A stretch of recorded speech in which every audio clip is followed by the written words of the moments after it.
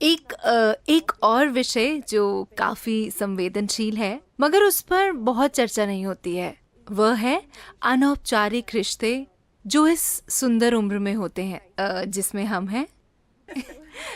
अपने बारे में थोड़ी अच्छी बातें कहनी थी। आजकल लोग शारीरिक संबंध बनाते हैं, लेकिन इन रिश्तों में ज्यादा भावनाएं नहीं होती। हम इस विषय पर आपकी आपकी राय जानना चाहते हैं। अगर लोग अपनी मर्जी से ऐसे रिश्ते बनाते हैं तो क्या ये सही है या ये क्या है? क्या मैं एक चुटकुला सुना सकता हूँ? बिल्कुल, मुझे चुटकुले पसंद हैं। एक मिसेस भाटिया थी। कोई भाटिया तो नहीं है? मैं नाम बदल सकता हूँ। एक मिसेस भाटिया थी जिनकी शादी की 50वीं वर्षगांठ थी। वर्षगांठ मनाने के बाद अगले दिन उन्होंने तलाक की अर्जी दे दी। जज ने तलाक की अर्जी देखी। वो एक अच्छी पारिवारिक मित्र भी थी, तो उसने उन्हें बुलाकर पूछा, आप अपने पति को तलाक क्यों देना चाहती हैं? वो इतना प्यारा आदमी है। आप उसे तलाक क्यों देना चाहती हैं? आप किस आधार पर उसे तलाक दे रही हैं? वो बोली, वो मेरे साथ वफादार नहीं रहे, वो मुझे धोखा देते रहे हैं। आप इस नतीजे पर कैसे पहुंची? आपने कल ही शादी की 50वीं वर्षगांठ मनाई थी। कल तक तो आप ठीक थी, फिर क्या हो गया? मुझे बीते दिनों की बहुत याद आ रही थी, तो मैंने फोटो एल्बम पलटना शुरू किया। फिर मैंने देखा कि मेरे 5 बच्चों में कोई भी उनके जैसा नहीं दिखता।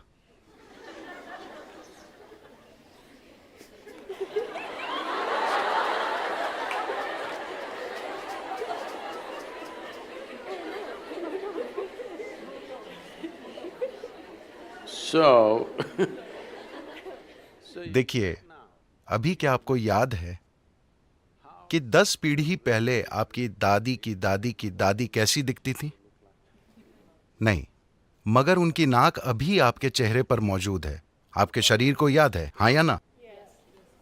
आपके शरीर को लाखों साल पहले आपके पूर्वजों की त्वचा का रंग भी याद है, अभी तक वो भूला नहीं है। तो जिसे आप मेरा शरीर कह रहे हैं, वो यादों का एक बहुत बड़ा संग्रह है ना? आपके दिमाग में मौजूद यादाश्त बहुत कम है। आपके शरीर में मौजूद यादाश्त, there is evolutionary, उसमें क्रमिक विकास की यादें हैं, जेनेटिक यादें हैं, कर्म की यादें हैं, व्यक्त और अव्यक्त स्तर की यादें हैं, ढेर सारी यादें हैं। आपको लगता है कि अभी आपको चलना आता है, लेकिन ऐसा सिर्फ इसलिए है क्योंकि आपके शरीर ने वो यादाश्त बनाई है। अगर आपका शरीर उसे भूल जाए तो आप चल नहीं पाएंगे।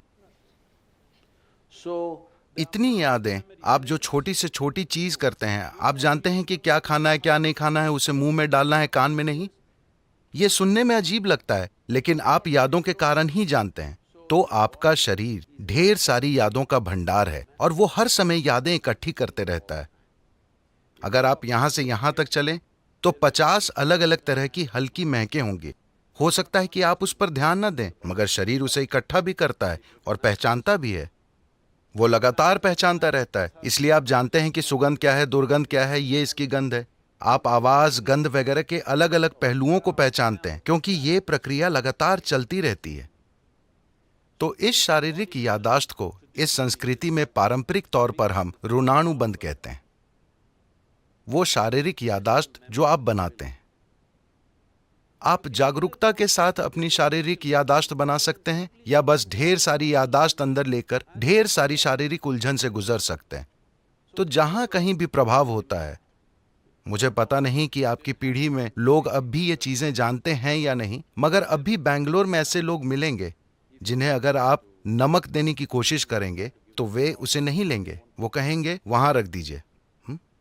अगर आप उन्हें तिल देने की कोशिश करें तो वो कहेंगे उसे वहां रख दीजिए, क्योंकि उन्होंने कई पदार्थों की पहचान कर ली है जो आसानी से आपकी यादाश्त को लेकर मुझ तक पहुंचा सकते हैं अगर मैं वो चीज ले लूं। मुझे वो यादाश्त नहीं चाहिए। यही वजह है कि आमतौर पर इस संस्कृति में एक दूसरे को छूना, हाथ मिलाना, ऐसी चीजों से परहेज किया जाता है।